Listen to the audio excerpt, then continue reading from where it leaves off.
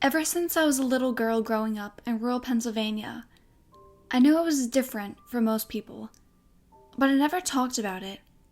I spent my younger years with 3 imaginary friends, but they were never really imaginary.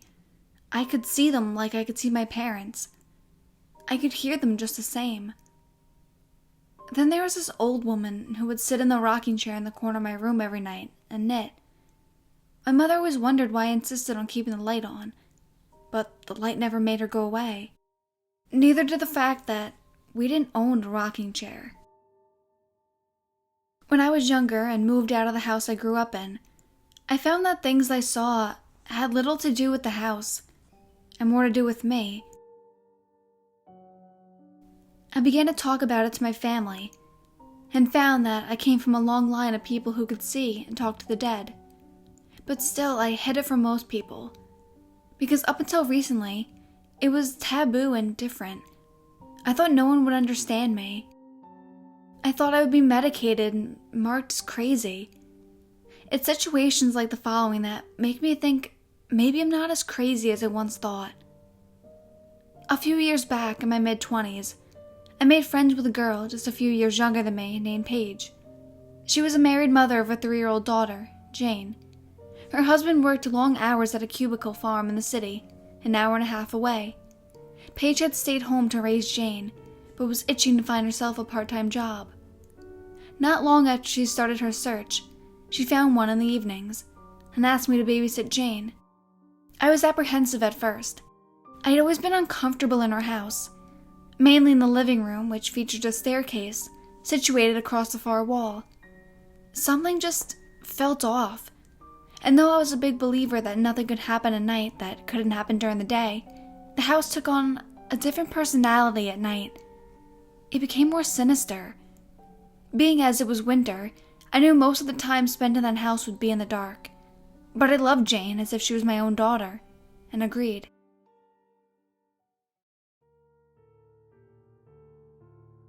The first night went fairly well. I felt a sinking feeling in the pit of my stomach, but convinced Jane to play in the family room on the opposite side of the house in the living room. Still, I could hear the sound of someone talking in the living room. We were the only ones home, but that didn't stop the talking from getting louder. I tried to ignore it, not wanting to draw attention to it and potentially scare Jane. I could never understand quite what it was saying, but that was almost worse than knowing. After nearly a year of friendship with Paige, I pulled her aside after she got home and told her what I had heard. I didn't mention the fact that I was a medium, but simply that I thought I had heard someone talking in the living room. She seemed relieved, admitting to me that she too heard it nearly every night when she was alone with Jane, but didn't want to admit it in fear that she was going crazy. She also confessed to getting a part-time job in the evenings, specifically to get away from the house and the talking, and regain her sanity. I agreed to come back and babysit Jane the next night, and promised to tell her if anything else happened, or if I heard the voice again. After all, I wasn't that easy to spook. When I walked into the house that following night, I was immediately aware of the atmospheric shift, of the feeling of hostility that encompassed the 4 walls of which I had entered. Something knew I was there, and didn't like it. Maybe it was the fact that I told Paige about what I had heard, validating for her that she wasn't crazy, and that there was something wrong within the house. Maybe it was that I came back and it had failed to scare me off. Maybe it was whatever was in the house knew I could see it if it chose to show itself. Either way, I didn't want to be there, but I couldn't bail on Paige and Jane at the last minute, so I stayed. Unfortunately, my hopes of keeping Jane in the family room took a turn for the worse, when she told me that she hadn't taken a bath that night. The house was set up in an odd manner, with only 1 bathroom in the entire house. It was on the main floor, and a small hallway off in the living room. From the bathroom door, you could see the entire living room and part of the staircase. Because Jane was 3, I stayed in the bathroom with her. The bathroom was small, and she insisted on leaving the door open. At first, things seemed like they were going to be okay, but as the sun quickly fell, things took a turn for the worse. I heard the talking first. This time it was clear to me that it was the voice of a young boy. At first I wasn't worried. After all, it was only a kid. Now that I was closer to the living room, I could tell that the voice was coming from upstairs. Internally, I breathed a sigh of relief. Maybe the little boy was stuck up there. Maybe it couldn't come down the stairs. And the only reason I had heard him talking before was because the staircase was open and he was loud. Then, I felt my heart beating in my chest as I heard a thump on the top step. Suddenly, my opinion of the boy changed. I got a sick feeling in my stomach. Though the voice sounded to be that of a boy, it didn't feel like a boy. Yet something pretending to be one. And the sound it made as it hit the staircase was one of a large man. Yet I had no choice but to ignore it, as Jane was happily playing in the bathtub, seeming to have not noticed. And I wasn't about to scare a toddler. I continued to carry on a conversation with Jane, but my eyes were fixated on the staircase. Thump, thump, thump, thump. After hearing the sound 5 times, I knew the 6th time would be when the figure would start to appear, as that's where the staircase opened into a full view of the bathroom. At first, I only saw the foot. It was a shined-up black penny loafer, old-fashioned and not a current style.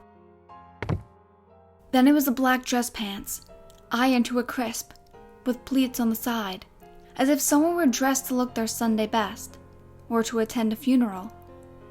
Slowly the full figure came into view. It was a boy no older than 8 or 9. His top consisted of a black vest to match his pants, and a dark blue dress shirt, buttoned to his collar. But just like his shoes, these were clothes of an old era long past. His black hair was slicked back on his head, and his features solemn and unnerving, his face pale and lifeless, from the side view I had of him. The talking stopped once he got to the bottom of the staircase, and from then on he said not a word, nor did he turn to look at me. But I was fully aware that he knew I was there, and that though he looked like a little boy, he was anything but. I just didn't know what he was. He had planted his feet near the window at the bottom of the staircase. Slowly, almost robotically, he turned towards it. He stared, unmoving for the longest time.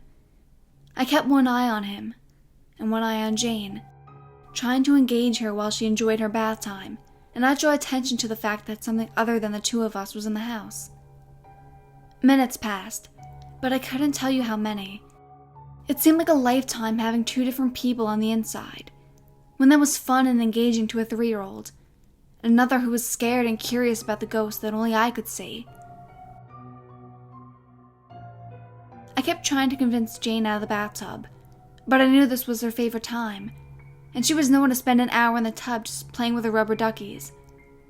Finally, Jane asked me to grab her a towel from inside a small cupboard in the bathroom.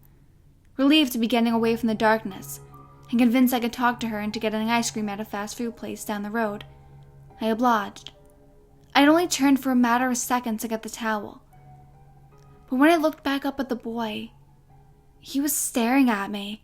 His eyes were black, his mouth stitched closed, and for the first time I could smell him. And he smelled of death. At first he just stared at me, as if it were a battle of the wills. Another world-staring contest. I wasn't about to show weakness, but inside I was shaken to my core. Still, my protective instincts were taking over. I would do anything to protect Jane, and at that moment I was positive that he wouldn't touch her, no matter what he did to me. I would protect her with everything I had. He seemed to sense that I wasn't backing down, and that's when he started to move towards us. The lump in my throat grew. The feeling of pure evil traversed the rooms. My only thought was making sure he didn't get near Jane. Without thinking, I did the only thing I knew how to do to protect her. I started walking towards him. I matched his speed, not wanting to go too fast and possibly anger him or draw Jane's attention and have her question what I was doing. but not slow enough to make him think I was afraid. We walked toward each other, unrelenting, until we reached the archway from the hallway to the living room. We were just feet from each other. I wondered what would become of me when two souls met. I prepared for battle. Just like that, he was gone. Thinking on my feet, I continued to walk the length of the living room until I got to the window.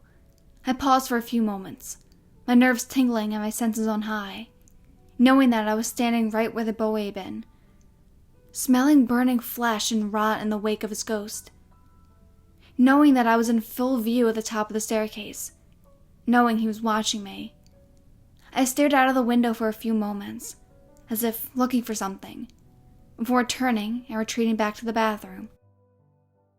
Jane seemed none the wiser at first, but she was curious, and it got the best of her, as she would be the cat that curiosity killed. She asked me why I had gone to the window just now, and I told her the simplest answer that I could. I thought I saw a dog in the yard. I was worried one of our neighbor's dogs has gotten loose. This is a far way to travel back into these woods. This was plausible because their yard was well lit with numerous spotlights, a safety precaution because they sat at the end of a long, desolate road. What she said to me in response still chills me to the bone 4 years later. You saw the boy. I saw him too. His eyes were black and his mouth shone shut. His mommy did that to him because he's a bad man. He hurts people. He kills them. He comes out from under my bed at night. He talks to me. He tells me that one day he's going to hurt me too.